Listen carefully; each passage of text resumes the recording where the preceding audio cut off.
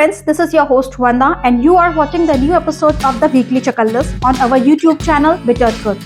आपने अक्सर सुना होगा कि मिडिल क्लास किसी भी देश की अर्थव्यवस्था की रीढ़ होती है, लेकिन ऐसा क्यों कहा जाता है? मिडिल क्लास न केवल देश की जीडीपी को मजबूत करता है, बल्कि टैक्स भरकर देश की इंफ्रास्ट्रक्चर, हेल्थ, एजुकेशन और डेवलपमेंट में भी फंड देता है। भारत में लगभग 35 से 40% लोग मिडिल क्लास कैटेगरी में आते हैं और ये वही वर्ग है जो सबसे ज्यादा इनकम टैक्स भरता है। 2024 के चुनाव में मिडिल क्लास की भागीदारी कम से कम 50 से 55% का आकलन किया गया था और ये वही लोग हैं जो सरकार चुनने में अहम भूमिका निभाते हैं। मिडिल क्लास हमेशा गवर्नमेंट की पॉलिसीज और स्कीम से निगलेक्ट होता आया है। ज्यादातर ये बेनिफिट्स और पॉलिसीज लो इनकम ग्रुप को सब्सिडीज देता है या कॉर्पोरेट्स और इंडस्ट्रीज को टैक्स बेनिफिट्स, पर मिडिल क्लास वालों के लिए ना तो कोई प्रॉपर टैक्स रिलीफ होता है और ना ही कोई मेजर फाइनेंशियल सपोर्ट। तो क्या वाकई ये 2025 new tax regime middle class के लिए गेम चेंजर साबित होगा? क्या ये न्यू टैक्स रिजीम वाकई मिडिल क्लास के लिए एक बड़ा रिलीफ ला सकती है? Lower tax rates, simplified rules और बेटर सेविंग ऑप्शन से मिडिल क्लास के पॉकेट पे कम बर्डन पड़ेगा। तो इस बार सरकार का फोकस है कि मिडिल क्लास को एक डिसेंट टैक्स रिलीफ देकर उनकी सेविंग्स और स्पेंडिंग कैपेसिटी को बढ़ा सके और इवेंचुअली मिडिल क्लास अपनी इकोनॉमिक अपलिफ्टमेंट कर सके। तो आइए इस बारे में विस्तार से जानते हैं।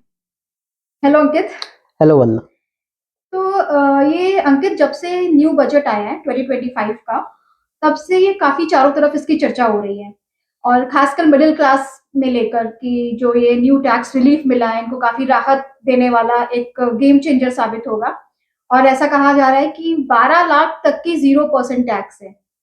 तो आपको क्या लगता है कि वाकई में ये गेम चेंजर है? एक मिडिल क्लास आम आदमी को एक बहुत बड़ा रिलीफ है और राहत है, इससे साबित होगा ये वाकई सच्चाई है?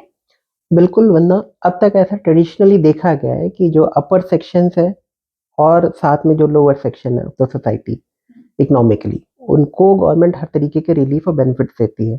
जो आपका फॉर एग्जांपल के जो अपर क्लास है उनको गवर्नमेंट डिफरेंट तरीके के टैक्स रिबेट और जो इन्वेस्टमेंट के ऑप्शन के समय उनको बहुत सारे टैक्स रिलीफ देती है। तो वो तो एक अच्छा खासा एक बेनिफिट्स लेके चले जाते हैं गवर्नमेंट से। और रही बात अगर लोअर सेक्शन की, तो उनको भी गवर्नमेंट हर तरीके से सपोर्ट करने की कोशिश करती है, क्योंकि गवर्नमेंट को भी पता है कि हाँ, इंडिया में बहुत सारे लोग अभी भी हैं जिनके लिए अपना डेली लाइफ मैनेज करना है इट्स वेरी चैलेंजिंग। तो अब होता क्या है कि जो आपका मिडिल क्लास सेक्शन है वो एक तरीके से काइंड ऑफ नेग्लेक्टेड रहता है हमेशा, क्योंकि उनको कोई गवर्नमेंट ऐसा रिलीफ देने की ना तो कोशिश करती है और ना ही उनके पास कोई ऑप्शन होता है कि गवर्नमेंट के सामने जाके प्रोटेस्ट कर सके। तो और गवर्नमेंट को भी ये लगता है कि हाँ ठीक है, ये इनके पास कुछ इन्फोर्स करने के लिए तो कुछ है नहीं, तो इनको अभी रहने दो और बाकी जो मेन जो है लोअर सेक्शन और कॉर्पोरेट सेक्शन उनको तो एटलीस्ट बेनिफिट देते रहे। तो ये हमेशा ऐसी ट्रेडिशनली चीज़ें चलती चली आ रही थी और शायद इसको लेके मिडिल क्लास में बहुत बड़ी नाराज़गी थी। अगर आपने देखा हो कि बहुत सारे मीम्स भी इसमें बने हुए हैं कि गवर्नमेंट को क्रिटिसाइज़ करते हुए और रोते हुए कि मिडिल क्लास को दिखाया जा रहा है कि हाँ, उनका सुनने वाला कोई भी नहीं है। मतलब ऐसा कहा जाता है कि जो ये मिडिल क्लास है ये कोर वोटर है। गवर्नमेंट मतलब एक अहम भूमिका निभाता है वोटिंग में और सरकार चुनने में। और जब से ये 2024 का बजट आया था लास्ट ईयर, तब से काफी मीम्स चल रहे थे सोशल मीडिया में कि मिडिल क्लास के लिए कोई बेनिफिट नहीं, कोई राहत नहीं, सारे बेनिफिशरीज और सारा जो भी बेनिफिट्स और पॉलिसीज थे वीकर सेक्शंस को लेकर या एक इंडस्ट्रीज और कॉर्पोरेट्स के को लेकर थे, सारा लाभ वही उठाते थे। तो ये बहुत खुश नहीं नजर आया जो हमने लास्ट बजट से लेकर अब तक।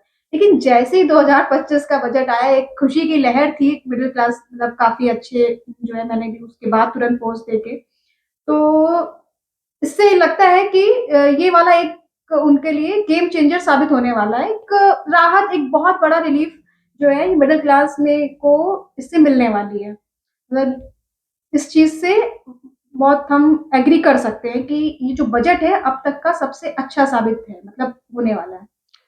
बिल्कुल, बजट तो काफ़ी इस बार अच्छा लग रहा है। ऑन पेपर तो बहुत सारी उसमें अच्छी चीज़ें हैं और अगर देखा जाए तो इंडिया का जो कंज्यूमर मार्केट है, उसका जो मेन सेगमेंट है या हाईएस्ट पॉपुलेशन वाइज़ अगर आप देखेंगे, तो मिडिल क्लास ही उसमें आता है। तो अगर आप कोई भी चीज़ खरीदने जा रहे हैं, या मान लें कि आप कार लेने जा रहे हैं, बाइक लेने जा रहे हैं, या होम अप्लायंसेस खरीद रहे हैं, मोबाइल खरीद रहे हैं, तो ये सारा जो जो कुछ है, तो मिडिल क्लास ही उसमें सबसे बड़ा बायर ग्रुप्स है। अब होगा क्या कि अगर इनके पास ज़्यादा पैसे सेव हो सकेंगे इस टैक्स रिलीफ की वजह से, तो ऑब्वियस सी बात है कि वो पैसे खर्च भी करेंगे, और जो डिफरेंट तरीके की सेविंग्स स्कीम्स है उसमें भी लोग इन्वेस्ट अपने पैसे डाल करेंगे। पाएँगे, तो एक इकोनॉमी को बूस्ट तो मिलेगा ही मिलेगा। चाहे वो और मिसाल ले लो, बिल्कुल, चाहे वो टूरिज्म ले लो, मतलब इन सब पे भी बूस्ट मिलने वाला है, तो इनडायरेक्टली डायरेक्टली गवर्नमेंट को फायदा होगा। आप बिल्कुल, चाहे बेनिफिट उनको दो या ना दो, क्योंकि सबसे ज्यादा टैक्स पे करने वाला यही एक वर्ग है, मतलब एक यही जो एक आम जनता का पोर्शन है, वो जो मिडिल क्लास ही है, जो सबसे ज्यादा इनकम टैक्स पे करता है, और इससे फंड्स रेज होते हैं गवर्नमेंट के, और इसी से इकोनॉमी जो है बूस्ट होती है हमारे देश की। बिल्कुल। और आप ये भी सोचिए कि गवर्नमेंट को कहीं न कहीं ये ज़रूर एहसास होगा कि हाँ, ये अब तक का एक neglected section of the society है। तो आप किसी एक बड़े सेक्शन को बहुत दिनों तक नेग्लेक्टेड नहीं रख सकते। इवेंचुअली आपको उसको, जो उसके चैलेंजेज़ है, उसको एड्रेस करना ही पड़ेगा। तो अगर आप सबको बेनिफिट्स दे रहे हो, तो फिर इसको कितने दिन तक छोड़ के रखोगे? तो मेरे ख्याल से शायद ये इस नाराज़गी को गवर्नमेंट ने कहीं से रीड आउट किया। जो भी उनका फीडबैक मैकेनिज़्म है, वो शायद इफेक्टिवली इस बार काम किया, और इवेंचुअली लोगों को बेनिफिट्स दिया गया। अच्छा स्टेप। बिल्कुल। तो अंकित, कहीं ऐसी स्कीम तो नहीं है केजरीवाल जैसी कि 200 यूनिट पानी पर तो फ्री बिल था, पर जैसे ही वो 201 पे पहुंचता था आपको पूरा बिल देना है, तो ये कहीं वैसी वाली स्कीम तो नहीं है कि नहीं, 12 नहीं। लाख तो फ्री 0%, फिर कहीं पता चला आप 12 से कुछ 12 12.45 या 7 पॉइंट एग्जीट करते हैं तो फिर आपको पूरा वो आप प्रॉपर टैक्स स्लैब में आ जाते हैं। नहीं, नहीं, ऐसा बिल्कुल भी नहीं है। केजरीवाल ने बहुत लोगों को शायद धोखा दिया है। आम जनता उनसे त्रस्त तो है ही है। लेकिन हाँ, आप ये मान के चलिए, एक सेंट्रल गवर्नमेंट की तरफ से इनिशिएटिव है, तो इसपे इस तरीके के धोखे का तो कोई वो नहीं है। और गवर्नमेंट को भी पता है कि अगर रिलीफ दे रहे हैं, तो वो एक्चुअल में रिलीफ पास ऑन हो, जो उनका टारगेट ऑडियंस मतलब है। बेनिफिट उठा सकते हैं। बिल्कुल, तो वो ऐसा कुछ भी नहीं करेंगे कि हाँ, पता लगा 12 लाख तक तो ज़ीरो है, लेकिन 12 के ऊपर जैसे ही आप बढ़े तो तुरंत आपके ऊपर सारी बैक स्लैब से आपके ऊपर टैक्स एप्लीकेबल हो गया, तो ऐसा तो कुछ भी नहीं है। और जो अभी डिटेल्स निकल के आ रही है उसके हिसाब से तो यही लग रहा है कि हाँ, काफ़ी अच्छे इन्होंने टैक्स रिबेट्स दिए हैं, और इवेंचुअली इसका एक फ़ायदा देखने को मिलेगा। तो इसके लिए आप टेंशन मत लीजिए, परेशान होने की ज़रूरत नहीं है, केजरीवाल जैसा यहाँ पे कोई सीन नहीं तो आप केजरीवाल से काफी परेशान दिखते हैं। है। मैं क्या, शायद बहुत सारे लोग हैं।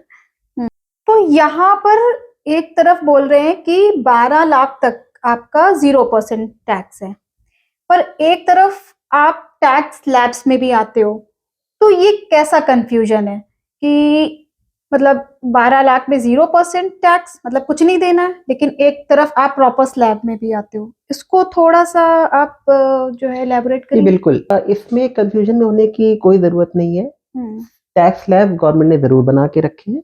जैसे अगर आप देखें, अप टू 4 लाख 0% टैक्स है, 4 टू 8 लाख 5% है, 8 टू 12 का एक अलग स्लैब है। इस तरीके से डिफरेंट स्लैब्स एप्लीकेबल हैं। लेकिन जब आप टैक्स रिटर्न फाइल करते हो, तो आप बहुत सारी जो रिफंड का आप क्लेम कर सकते हो गवर्नमेंट से, जो आपको eventually government as a refund pass on करेगी। तो इफेक्टिवली आपका 0% टैक्स होगा अप टू 12 लाख इनकम तक।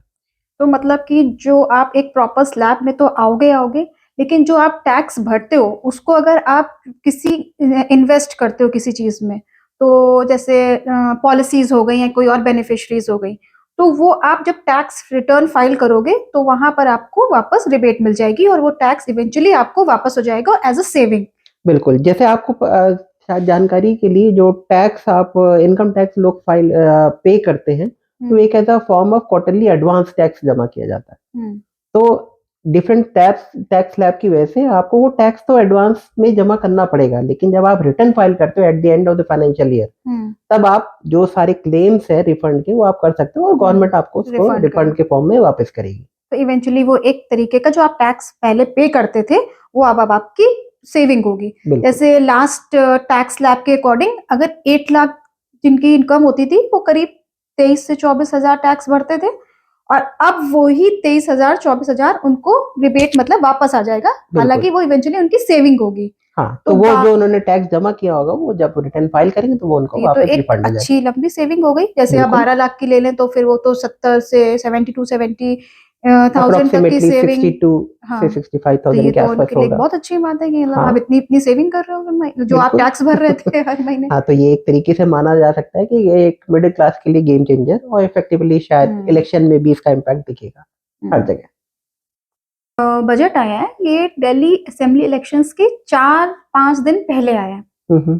तो आपको क्या लगता है कि ये बजट जो है, जो ये new regime, tax regime, main इसका एक पॉइंट जो बोल्ड है, हम्म। वो ये दिल्ली इलेक्शंस पे इम्पैक्ट होगा? क्योंकि हालांकि देखा गया है कि ये जो असेंबली इलेक्शंस होते हैं, इनमें लोकल मुद्दे ज्यादा हावी होते हैं, और ये यूनियन गवर्नमेंट की तरफ से आया है, तो इसका इम्पैक्ट दिल्ली इलेक्शंस पे पड़ेगा? बिल्कुल, ज़रूर पड़ेगा। वैसे आमतौर पे देखा गया है कि असेंबली इलेक्शन में जो आपके लोकल या डोमेस्टिक लेवल पे जो भी मुद्दे होते हैं, वही हाइलाइट रहते हैं, उन्हीं के नाम पे इलेक्शन लड़ाया जाता है। लेकिन इवेंचुअली अगर देखा जाए कि जो मिडिल क्लास है, उसको उसके लिए क्या मुद्दे होंगे, या एक आप आम आदमी के पर्सपेक्टिव से समझो कि आम आदमी अपने थोड़ी-सी सेविंग चाहता है, वो चाहता है कि उसके बच्चे अच्छे स्कूल में जाके पढ़ सकें, उसके सर पे एक ठीक-ठाक छत हो, और घर, वो एजुकेशन, बिल्कुल, हेल्थ। और वो थोड़ा बहुत हेल्थ के नाम पे जो भी एक्सपेंडिचर है उसको मीट अप कर सके, और एक normal standard of life maintain कर सके।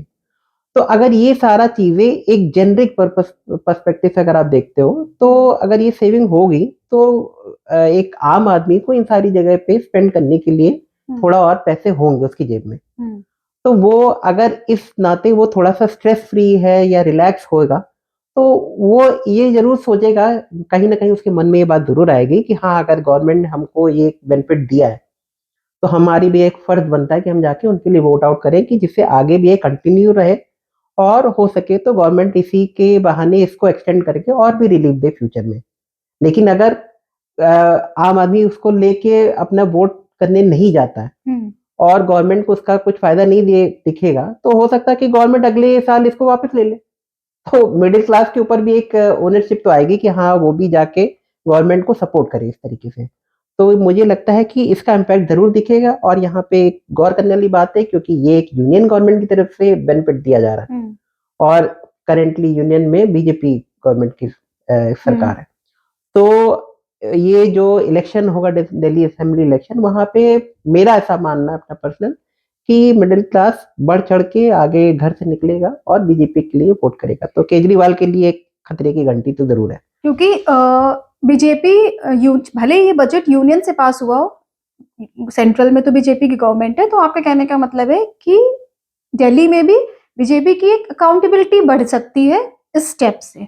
अब लोगों बिल्कुल। पर एक विश्वास जीत सकती है बीजेपी इस वाले जो इन्होंने टैक्स रजीम किया है न्यू, जो है इससे काफी हद तक इन्फ्लुएंस हो सकती है बीजेपी बिल्कुल की जो वोटर्स है उन पे खासकर, हो और मे सक बी नॉन बीजेपी वोटर्स भी इससे थोड़ा सा और इन्फ्लुएंस हो सके कि इनकी अकाउंटेबिलिटी, इनका जो जेन्युइन जो ये जो वादे करते हैं इसको पूरा करते हैं, जो और सरकार में देखा गया है हालांकि बाद में इलेक्शंस के बाद नहीं होते हैं।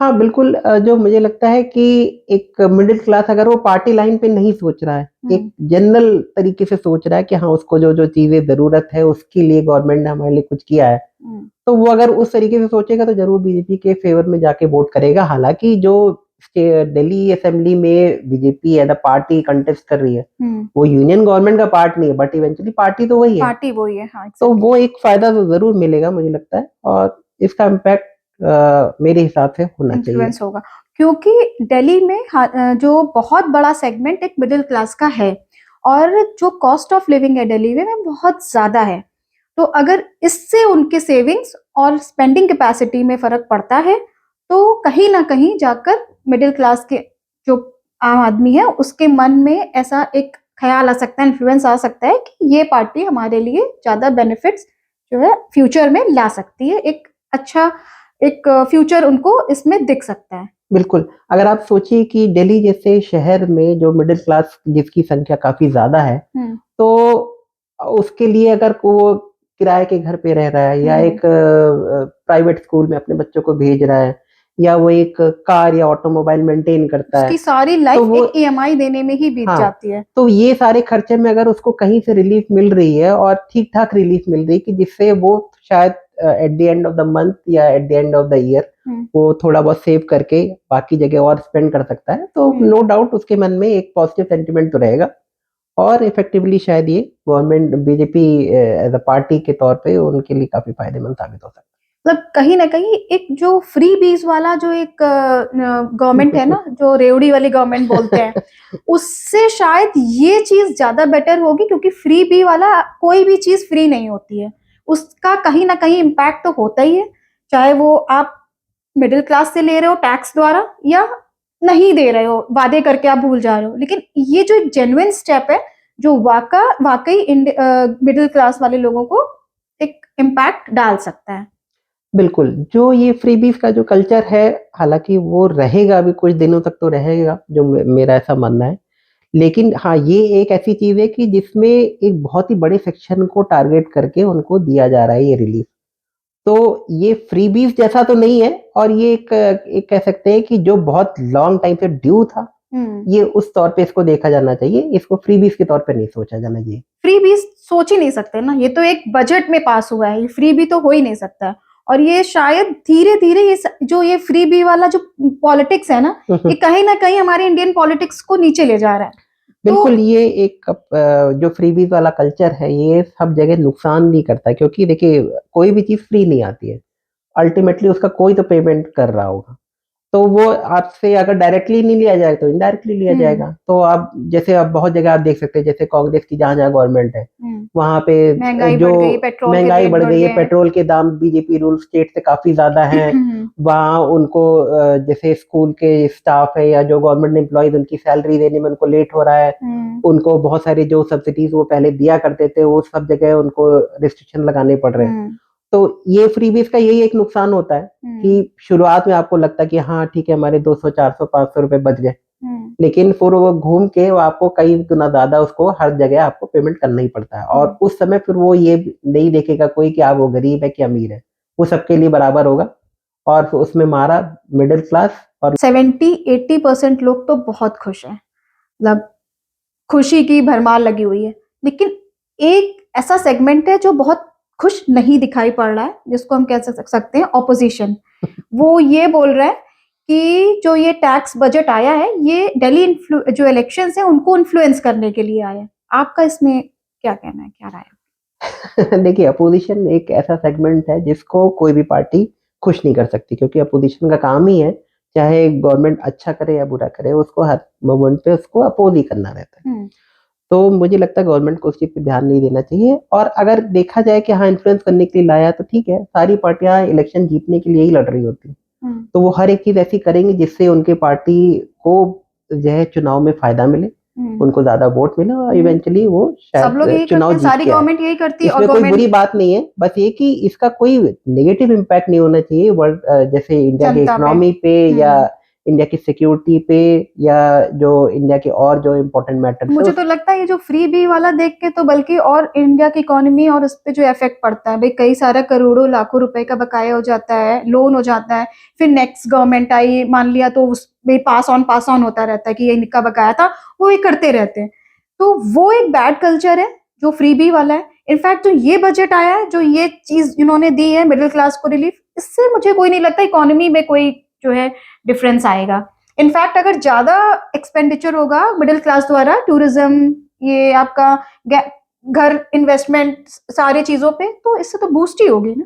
बिल्कुल। और आप ये भी फैक्टर सोचिए कि इस क्लेम में कोई ऐसा दम नहीं है अपोजिशन के, क्योंकि अगर देखा जाए मोटे तौर पे इंडिया में हर टाइम इलेक्शन चल ही रहा होता है, और ये बजट आने का एक फिक्स टाइम है कि हर साल फेब में बजट आता है। तो इसमें ऐसा तो नहीं कर सकते कि नहीं इस बार नहीं, हम अगले साल उसको लॉन्च करेंगे, एक साल के लिए इसको फिर से टाल दें। तो ये तो अपने आप में ही क्लेम गलत है। ये इस क्लेम में कोई दम नहीं है, और मुझे लगता है गवर्नमेंट को इसको बिल्कुल निगलेक्ट करके जो बेनिफिट पास ऑन करने का उन्होंने एक इनिशिएटिव लिया, इसको करते रहना चाहिए। अच्छा, आपको क्या लगता है कि ये जो बजट आया है, इस अब 2025 का नो डाउट फेब में ही आना था, लेकिन इसकी थोड़ी सी टाइमिंग्स गलत थी। ये चीज जो इन्होंने अभी एप्लीकेबल करी है, जो टैक्स वाला स्लैब चेंज किया, आपको लगता है ये 2024 में कर देना चाहिए था, जब लोकसभा इलेक्शंस वाले थे, तो कुछ ज्यादा फायदा मिलता बीजेपी गवर्नमेंट को? बिल्कुल, आपने बहुत ही सही पॉइंट उठाया है कि अब देखा जाए कि जैसे मैंने पहले भी कहा कि बीजेपी का जो कोर वोटर बेस है वो स्मॉल छोटा व्यापारी है, या तो जो आपका मिडिल क्लास आता है, उसमें हिंदू कम्युनिटी में यही लोग बीजेपी के कोर वोटर्स हैं। अब इनको खुश करने के लिए गवर्नमेंट ने ऐसा कुछ भी नहीं किया। जैसे हम पहले भी बात कर रहे थे कि लोअर सेक्शन को बेनिफिट्स पास ऑन कर दिए, या जो इंडस्ट्रीज है, कॉर्पोरेट्स है, उनको पास ऑन कर दिया, लेकिन मिडिल क्लास के लिए कुछ नहीं। बस उनको एक ऑनेस्ट टैक्स पेयर के नाम पे उनको एक बस लॉलीपॉप पकड़ा दिया जाता था, उससे जिसका मिडिल क्लास को कोई बेनिफिट नहीं मिलता था। टैग लेके किसी को क्या मिलेगा।